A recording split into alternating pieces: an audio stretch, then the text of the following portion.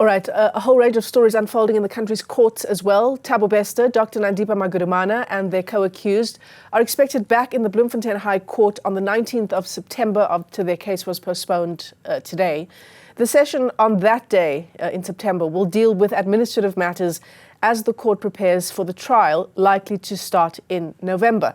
Meanwhile, charges against a former G-Force employee have been withdrawn. But let's get you some analysis now on the various processes involved in actually getting a trial of this nature on the go. We're joined by Abigail Ngobene. She is a legal analyst. Abigail, it's great to talk to you.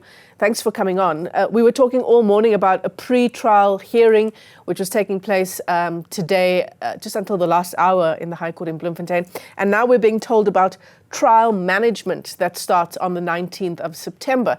Tell us about these various processes for those of us, who don't know exactly what it takes to get a trial of this nature on the road. Okay, at the center of it all, good afternoon to you, Michelle, and good afternoon to the viewers of Newzroom Afrika. Thank you very much for having me. If you have listened to the language that the judge have been using throughout the morning up until the matter adjourned, was the issue of judicial case management. And the judicial case management is a mechanism that is in place to ensure that the judge participate earlier in the matter, taking charge of how this matter is running, streamlining issues. If you have noted as well, she dealt with all the accused persons individually, together with the challenges that they are facing, which may impede or which may affect their standing in trial. So she encouraged them as well to sort out these issues and find amicable solution prior to the trial commence. So the judicial case management is just a term that shows that the court is seized with the matter and the court is seeing to it that a justice is not just said to be done, but is seen to be done, which is the core of what we refer to as the administration of justice. So Abigail, just in terms of the timelines involved here, I mean, Thabo Bester would have escaped from that Mangaung prison, in 2022. It would be a year later that they are apprehended, and then there was the issue of fleeing to another country and being brought back to South Africa. So a lot has happened in the past 3 years. Is this a surprising thing that it's taken us this long, and that likely towards the beginning of 2026 is actually when we'll see the trial beginning? It is not surprising, Michelle. It's something that one could have expected when you consider the amount of accused persons that are before court. And if you also consider the activities that have happened so far, you'll remember that even the issue of the extradition was put into question up until the Supreme Court of Appeal. And we are told now it's in the Constitutional Court, which is yet to be determined. And Bester as well, on the other side, he has been bringing applications that seem to be challenging how his constitutional rights seem to be infringed.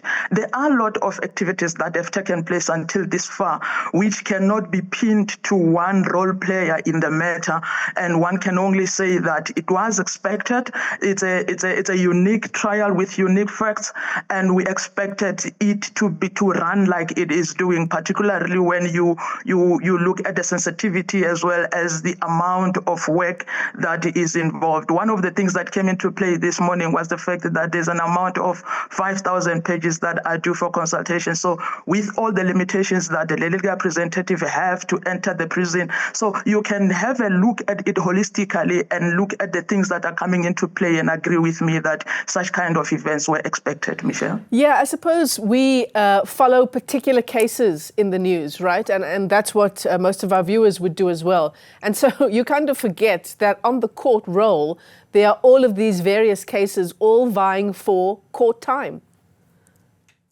Yeah, and I think that is why the judge was particular to say she can't work on uncertainties. If you listened very well, when she was addressing the accused, the legal representative from Legal Aid, where we are told that Mr. Sikeleni, if I'm not mistaken, will be applying and will be appealing that decision of the Legal Aid. She was particular to say she doesn't want to work on uncertainties. She wants to work on something that is concrete and that is final, so that when she comes to court, she doesn't waste her time thinking that she will attend to this matter only to find that she neglected other matters and giving this one a priority. So you can imagine, she even lamented to say they have shortage of judges and the court rolls are clogged. So these are the things that are coming into play, and these are the things that are affecting the administration of justice.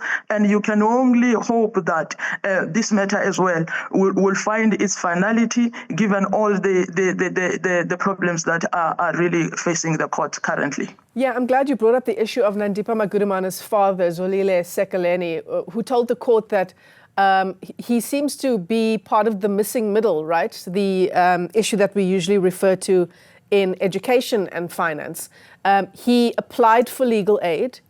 He was rejected, but he also doesn't have the financial means to cover his own lawyer. He is appealing, he says, this decision by legal aid. But that's also an interesting issue for all of us to be aware of, Abigail, that there is this possibility that, you might need the assistance of legal aid, but you don't qualify, even though on the face of it, you really can't afford a lawyer. Yeah, I think that is what the legal aid attorneys said today, to say they will also make some recommendation. I think what might have affected him is that threshold that the legal aid consider on who qualifies, who does not qualify. And she gave the court assurance to say she doesn't really think that appeal will be denied. So one can only be hopeful that when they come back for another date of a judicial case management, which is in the 19th of September, such an issue would have been ironed off, together with other issues, Michelle, which the court particularly was vocal to say they should be ironed off, so that parties should prepare themselves towards trial. I mean, this was a story that gripped the nation, Abigail, at the height of the Thabo Bester and Nandipha Magudumana saga. And fair to say that once it begins, everyone will be looking out for every bit of detail about how all of this came about. Yeah, it is very, very interesting. And Michelle, it's something that I believe that every South African is expecting to see how this could have happened. Remember, it touches on a very important aspect of safety in the prisons, and how the body was smuggled in there, how the Katleho Bereng issue. There are a lot of aspects to it, and I think even the family of the deceased really want to see closure in this. So we can only have our fingers crossed, Michelle, that this case will find its day in court and the evidence will be led.